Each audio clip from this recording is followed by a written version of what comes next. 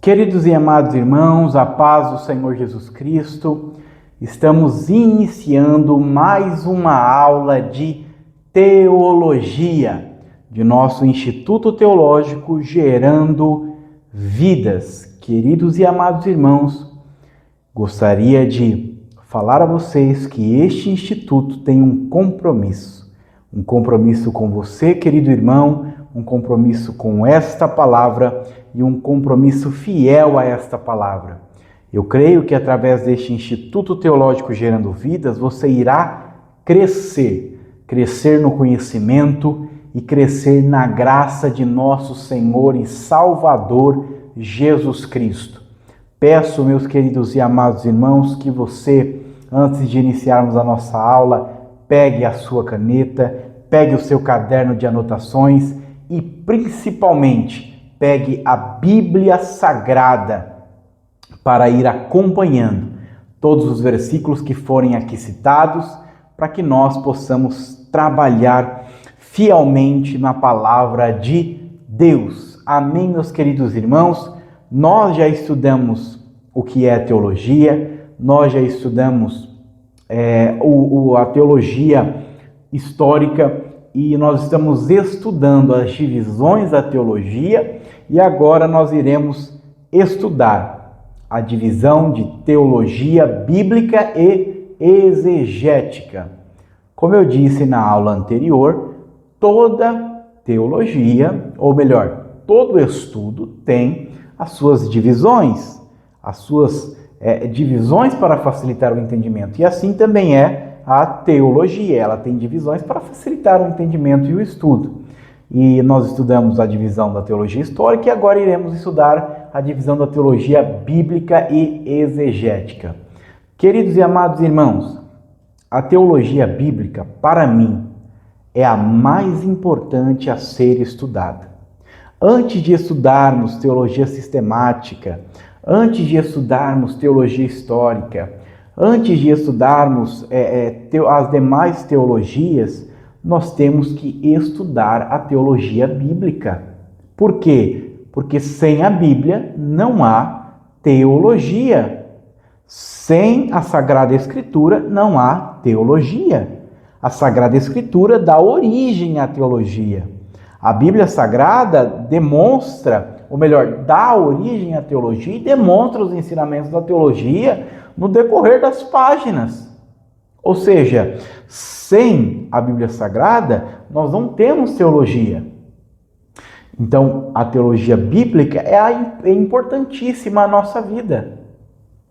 A teologia bíblica, ela sistematiza, isto é, ela organiza as doutrinas como são apresentadas no Antigo e no Novo Testamento. É uma organização das doutrinas, como estão no Novo e no Antigo Testamento, ou Antigo e Novo Testamento, ok? É uma organização das doutrinas. A doutrina de salvação. A doutrina de salvação está no Antigo Testamento. Nós vemos que em Gênesis capítulo de número 3, quando Deus vai dar a sentença à serpente, Deus diz assim, olha, da semente da mulher nascerá um que esmagará a tua cabeça e tu lhe picarás o calcanhar ou machucarás o calcanhar. Ou seja, ali já é um anúncio do nascimento do Senhor Jesus Cristo. Nós vemos em Êxodo, no livro de Êxodo, quando eles estavam para ser libertos do Egito, Deus dá uma ordem a Moisés para que ele pegasse um cordeiro, matasse o cordeiro, fizesse ali uma janta com toda a família e também pegasse o sangue do cordeiro e passasse na verga das portas. Por quê? Porque quando o anjo da morte passasse, ele veria o sangue e passaria reto e veria que aquela família estava debaixo do sangue do cordeiro.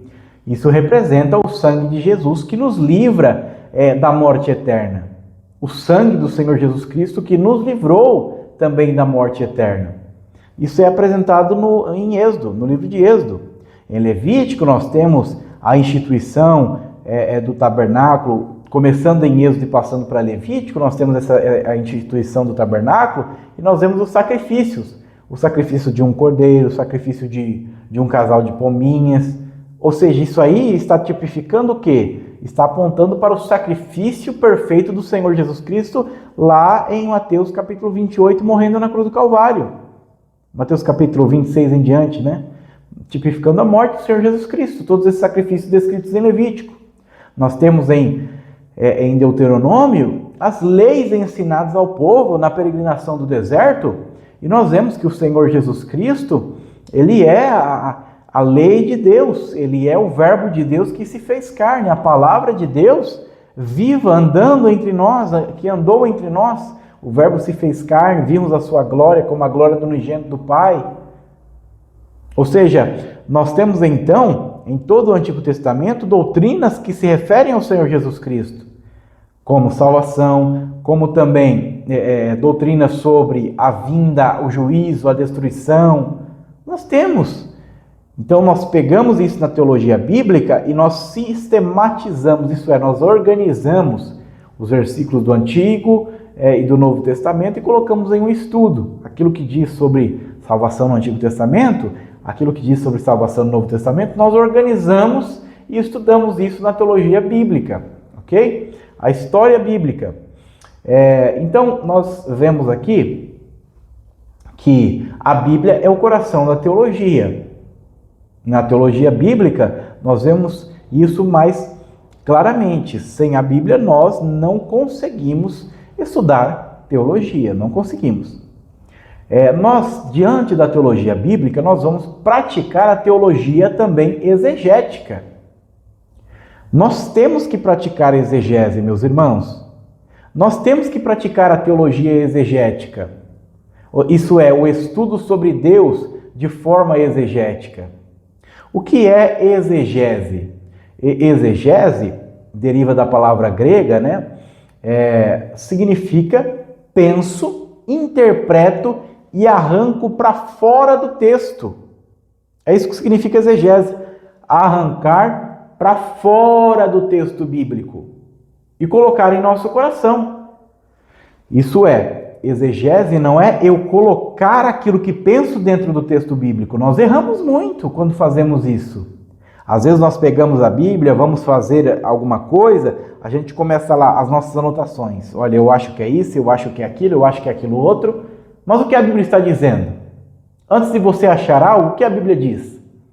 Antes de você formular o seu pensamento a respeito de um assunto, o que ela está dizendo? O seu pensamento tem que estar debaixo da palavra de Deus e não acima dela. Aquilo que a Bíblia diz deve estar acima do meu pensamento. Não é o meu pensamento que tem que dar entendimento ao que está escrito na Bíblia, mas a Bíblia tem que dar origem ao meu pensamento. Ok? Então, exegese é arrancar para fora do texto. É o contrário de exegese. Exegese não tem i. A boa exegese é aquela que nós arrancamos. Agora, a exegese com i, ela significa colocar no texto. Isso nós não podemos fazer. Nós não podemos colocar dentro do texto bíblico aquilo que nós achamos. Por causa dessa exegese, muitas heresias foram criadas. Muitas heresias.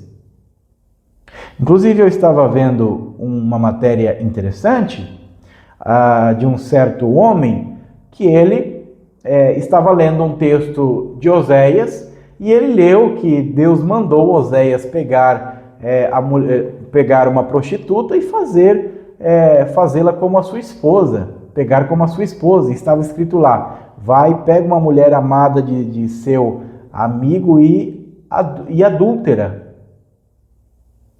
E esse homem, ele leu o texto dizendo assim: vai, pega uma mulher amada do seu amigo e adultera. Então ele disse assim: olha, Deus está me mandando adulterar. Eu posso ir lá pegar uma mulher amada de meu amigo e adulterar com ela. Olha que pensamento absurdo. Isso é o meu pensamento querendo dar sentido àquilo que a Bíblia disse. Ele não leu corretamente a palavra adúltera. E ele interpretou do seu modo e pecou.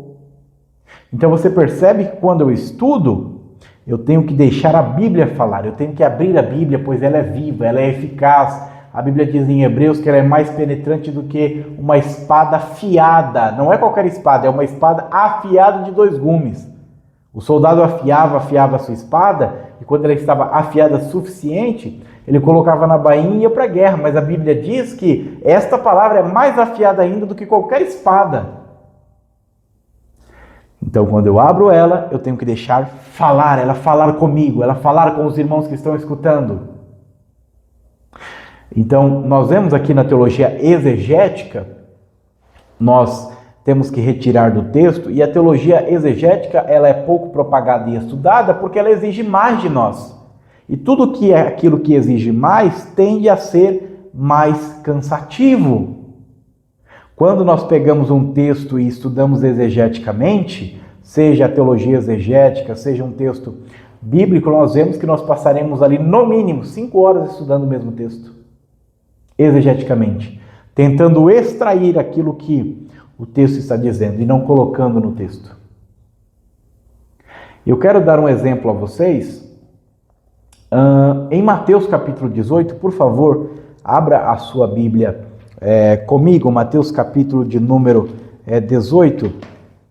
Você vai ver o que o texto bíblico vai nos dizer. Mateus capítulo 16, versículo 18. Perdão se eu disse capítulo 18. Mateus capítulo 16, versículo 18. Lá tem um versículo muito pregado, muito propagado. Mateus capítulo 16, versículo 18. Onde Jesus diz para Pedro, tu és Pedro, e sobre esta pedra edificarei a minha igreja. Também te digo que tu és Pedro, e sobre esta pedra edificarei a minha igreja, e as portas do inferno não prevalecerão contra ela.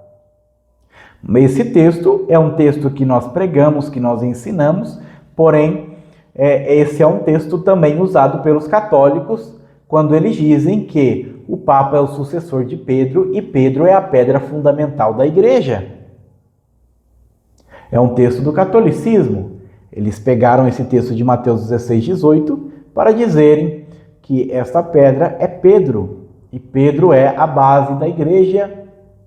Pedro é a base de toda a igreja. Olha só, e quando nós vamos estudar exegeticamente, eu quero trazer um exemplo a você, quando nós vamos estudar nas línguas originais, no grego, olha o que diz, tu és Pedro. A palavra Pedro, o nome Pedro, se refere à pedra pequena, pedra pequenina, pedra, fagulho de pedra, pedrinha. Não está se referindo à pedra de fundamento. A palavra Petros não se refere à pedra de fundamento. Se refere à pedra pequenina. Então, quando Jesus estava dizendo, também te digo que tu és Pedro, Jesus estava dizendo, você é pedrinha, você é fagulho de pedra, você é pedrinha pequena, pequenina. Também te digo que você é pequenino, pedrinha pequenina. Mas sobre esta pedra, Jesus estava apontando para ele. Estava apontando para ele. Você, Pedro, é pedrinha pequena, você é fagulho de pedra, você é pedra pequenina. Mas eu, a pedra angular, a pedra de esquina, a pedra sobre a qual os edificadores foram edificados, né? Sobre qual todo o fundamento da igreja está alicerçado, é Cristo. Cristo é a pedra angular. Cristo está falando dele. Sobre esta pedra edificarei a minha igreja. Jesus está dizendo para Pedro, Pedro, você é meu seguidor. Você me segue, você é meu discípulo. Então você é pedrinha. Por quê? Porque Jesus é a pedra. Nós somos fagulha de pedra, somos pedrinha porque seguimos a Ele. Jesus é a pedra angular, é a pedra de esquina. E Pedro era pedrinha. Jesus estava apontando para Ele mesmo, eu sou a pedra angular da igreja. Edificarei a minha igreja e as portas do inferno não prevalecerão contra ela. Jesus estava dizendo assim, olha, eu sou o fundamento, eu sou aquilo, a pedra de esquina, a cabeça de toda a igreja, mas você é pedrinha, Pedro, você é pequeno, ainda que você se ache grande. Irmão, se a igreja estivesse fundamentada sobre um homem, e esse homem antes do revestimento com o Espírito Santo em Atos capítulo 2, havia negado Jesus 3 vezes por medo da morte, por medo de ser preso com o Senhor.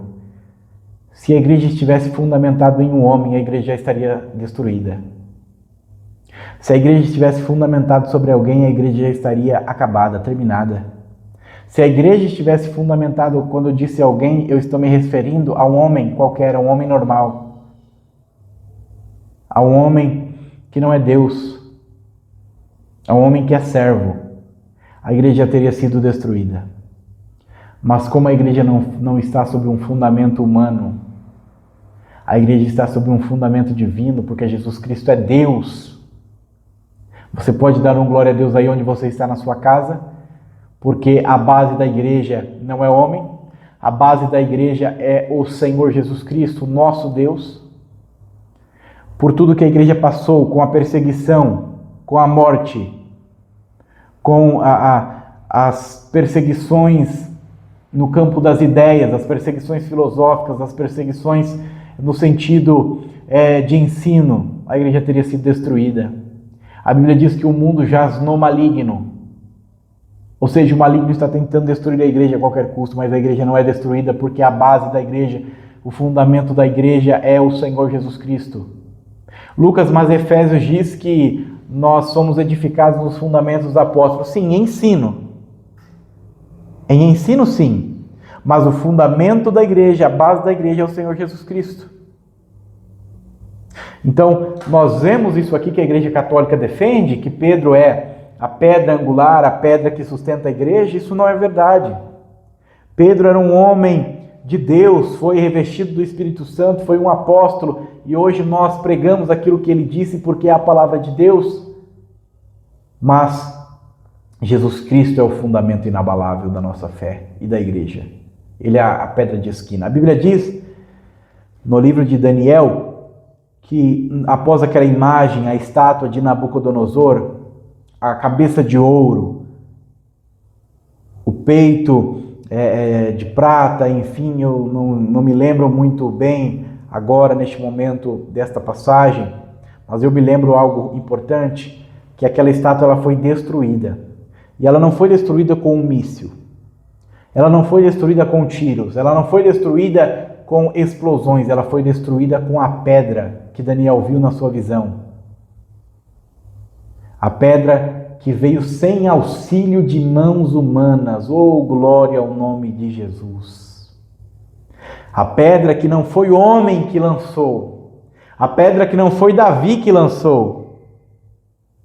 A pedra que veio sem auxílio dos homens. Isso quer dizer o quê? Quando Jesus Cristo nasceu, não teve auxílio dos homens.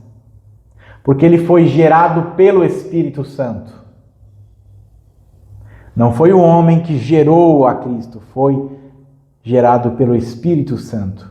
Obviamente, no ventre de Maria, mas é o sentido de gerar. Foi gerado pelo Espírito Santo, sem auxílio de mãos humanas.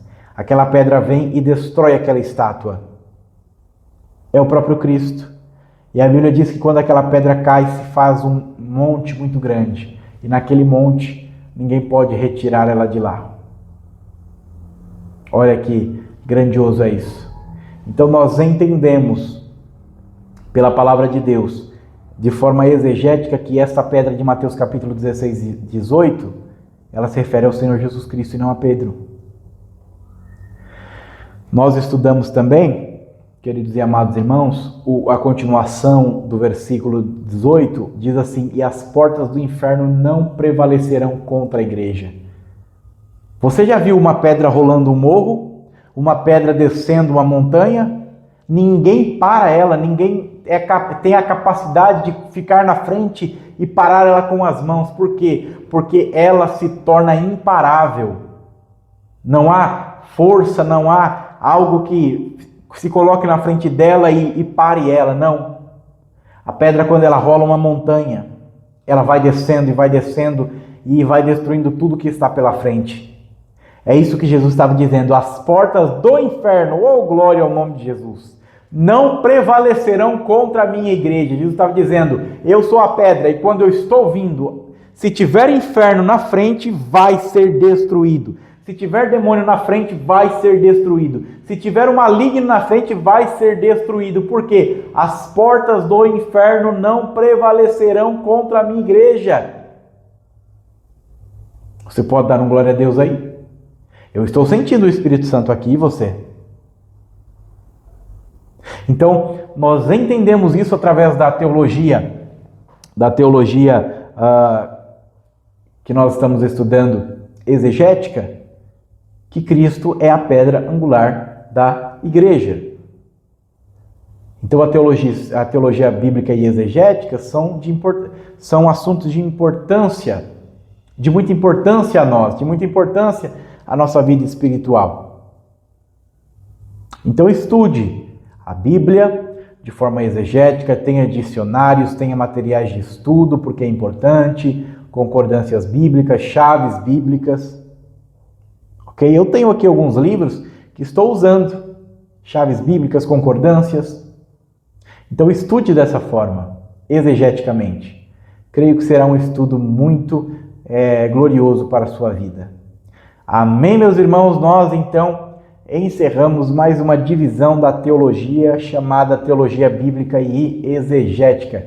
Espero que você tenha sido edificado, edificada através desta aula. Peço que o Senhor Jesus abençoe a sua vida, continue te dando conhecimento, capacitação, continue capacitando seus olhos, seus ouvidos, para que você possa aprender mais e mais de sua palavra. Ok, meus irmãos? Que Deus abençoe a sua vida, que Deus abençoe o seu ministério, que Deus abençoe todo o seu ser. Em nome de Jesus, e assim nós encerramos mais uma aula de teologia. Amém.